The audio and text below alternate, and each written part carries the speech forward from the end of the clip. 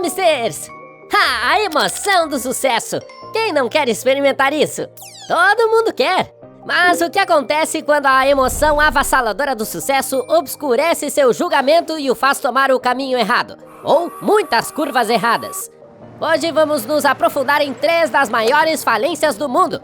Essas não foram apenas quedas, foram colapsos catastróficos que fizeram história.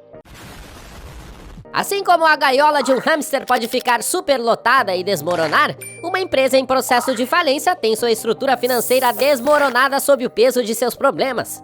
Pronto? Vamos abrir as sementes de girassol, porque essa viagem está prestes a se tornar selvagem. Primeiro, Lehman Brothers. Quando se pensa em Lehman Brothers, a grande pergunta que vem à mente de muitas pessoas é como uma instituição financeira com 160 anos de existência e o 4º maior banco de investimentos dos Estados Unidos entrou em colapso em um fim de semana. Vamos voltar um pouco atrás.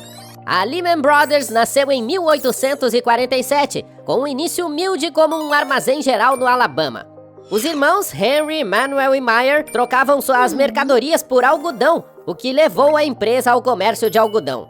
Em seguida, após o falecimento de Henry, os irmãos Lehman restantes acrescentaram o comércio de commodities e os serviços de corretagem ao seu escopo de ofertas. Avançando para a década de 2000, os Estados Unidos haviam se tornado uma potência internacional, com a Lehman se tornando um importante agente financeiro.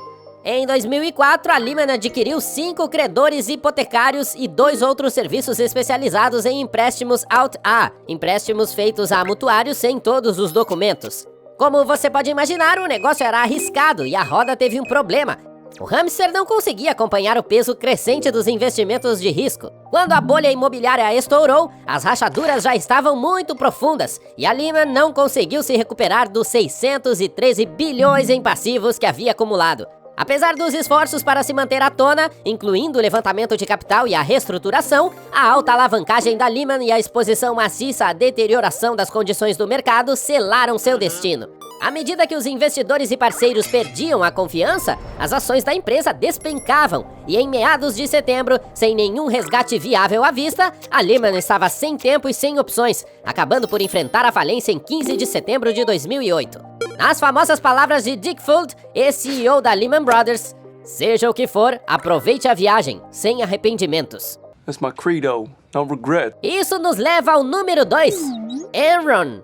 Pode-se dizer que a Enron, anteriormente conhecida como HNG Internorth, foi o filho amoroso produzido após a fusão da Houston Natural Gas e da Internorth.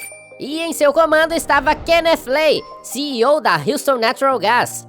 Infelizmente, a empresa que cresceu e se tornou um empreendimento de 100 bilhões de dólares enfrentou uma reviravolta interessante quando o Congresso dos Estados Unidos adotou uma série de leis que desregulamentaram o gás natural. Isso significou que a Enron perdeu seu direito exclusivo de operar seus dutos.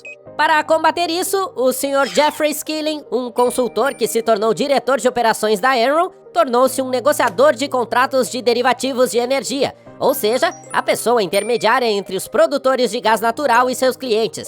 Isso provou ser uma boa jogada, e a Enron dominou o espaço e começou a gerar lucros enormes com suas negociações.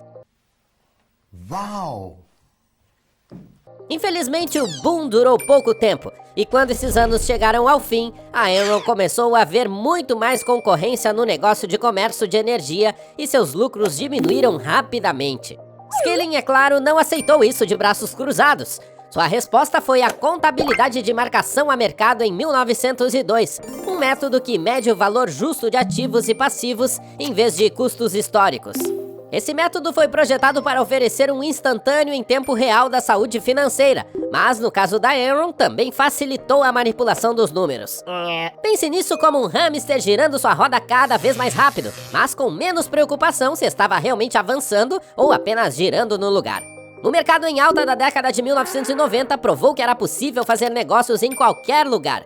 E, em resposta a isso, a empresa criou um mercado para qualquer pessoa que estivesse disposta a negociar. Em determinado momento, a Enron Online estava fazendo negociações online no valor de cerca de 2,5 bilhões de dólares por dia. Oh my God! Wow! Com o estouro da bolha das empresas.com e a recessão de 2000, a exposição da Enron a mercados voláteis tornou-se um grande problema. A empresa começou a esconder suas perdas, alegando lucros de projetos como usinas de energia antes mesmo de serem entregues. Quando os retornos reais ficavam aquém do esperado, a Enron retirava esses ativos dos livros contábeis, como se tentasse consertar uma roda instável, fingindo que ela ainda estava funcionando bem. No início de 2001, os analistas começaram a questionar os ganhos e a transparência da Enron. Quando as ações da Enron caíram e a empresa divulgou seu primeiro prejuízo trimestral, a roda finalmente quebrou. A tentativa da Enron de mudar os planos de pensão e esconder seus problemas chamou a atenção da SEC. Depois, não foi apenas a empresa que entrou em colapso, mas também a Arthur Andersen, uma das maiores empresas de auditoria do mundo. No dia 2 de dezembro de 2001, a Enron entrou com pedido de falência, marcando um fim dramático para sua corrida de alta velocidade e alto risco. Por último, mas não menos importante, conheça o número 3, Washington Mutual. Nascida em 1889, a Washington Mutual era uma operação modesta em Seattle, com apenas 2 pessoas. Originalmente conhecida como Washington National Building Loan and Investment Association, essa foi a organização que ajudou Seattle a se reconstruir após o incêndio.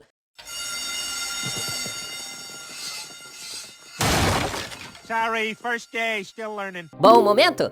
Talvez. A empresa passou por uma mudança de nome em 1917 para o Washington Mutual Savings Bank e foi rotulada como sobrevivente após 2 corridas de depositantes na Grande Depressão. No entanto, mais do que um produto de um bom momento, a Washington Mutual também tinha várias boas ideias associadas ao seu nome, incluindo o programa de depósito de centavos para crianças, serviços bancários por telefone e, sim, os bons e velhos caixas eletrônicos. Isso significava que a empresa poderia continuar sua expansão em Washington nos anos 60, fazer algumas aquisições e passar por algumas fusões no Oeste e no resto dos Estados Unidos até a década de 90.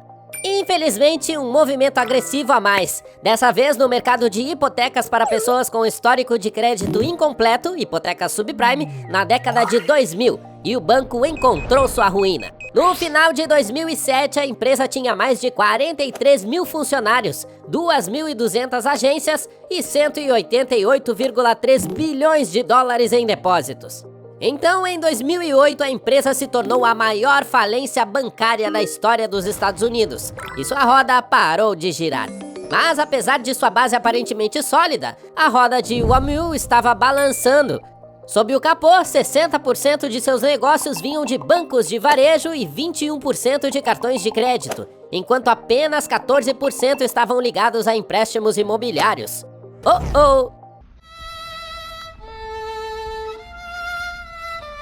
Isso significa investimentos pesados na Califórnia, onde o mercado imobiliário foi atingido de forma extremamente forte quando a bolha estourou, o que significa mais propriedades não vendidas do que poderia suportar. Outros motivos para a queda?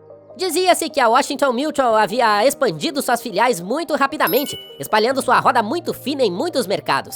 Ao mesmo tempo, a empresa estava assumindo riscos demais. Você sabia que a Washington Mutual incentivava seus funcionários com uma remuneração vinculada ao volume e à velocidade com que aprovavam empréstimos, e não à qualidade? Essa rápida expansão levou a uma enxurrada de hipotecas subprime para compradores não qualificados, uma roda muito instável. E é claro, para fechar as pontas soltas, parte do fracasso da empresa também está ligada à falência de Lehman Brothers. Sim, a mesma Lehman Brothers que desencadeou um grande pânico. Os depositantes do Washington Mutual retiraram 16,7 bilhões de dólares, mais de 11% do total de seus depósitos, em um período de 10 dias. A Federal Deposit Insurance Corporation declarou que a WAMU não tinha fundos suficientes para continuar operando.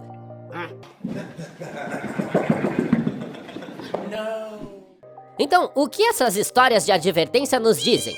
Sim, a sedução dos lucros de curto prazo é atraente, mas isso não significa que o risco não esteja presente. Essa tem sido a ruína de muitas empresas. Hamsters, nosso conselho para vocês: não assumam mais riscos do que é prudente. Obrigado por assistir. Se inscrevam e lembrem-se, hamsters são poder, um por todos e todos por um. Tchau!